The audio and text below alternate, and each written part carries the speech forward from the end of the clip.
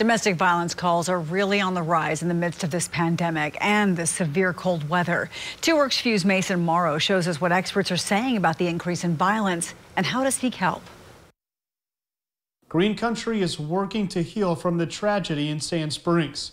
Police conducted a welfare check on the home and determined that 56-year-old David Kaiser shot and killed his 2 daughters before turning the gun on himself.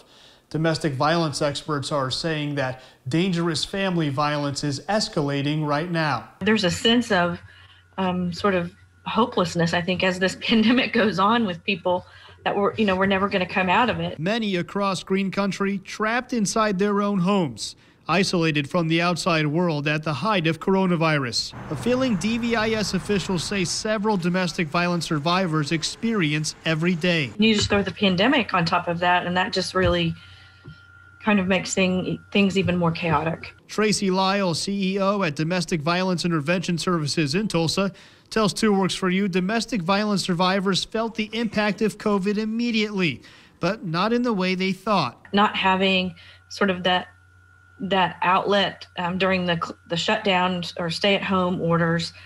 At that time, things really went pretty quiet for us. An article from the New England Journal of Medicine reports some domestic violence crisis centers calls dropped by as much as 50% at the start of the pandemic. An abusive person might be telling them, everything's closed, nobody's going to help you. Lyle says that didn't last. The crisis line began to really spike. Lyle says stressors such as remote schooling from home, job insecurity, finances, and social seclusion with family and partners drives domestic disputes. Those are all just additional stressors. So where there's been a tendency to use violence in the home, those are things that are going to just increase the likelihood of violence occurring now. Lyle asked family and friends of a potential violence victim to check in often and pay attention to their behaviors. She advises survivors to call DVIS for help planning the right and safe way to leave an abusive relationship. In an emergency, DVIS asks you to call their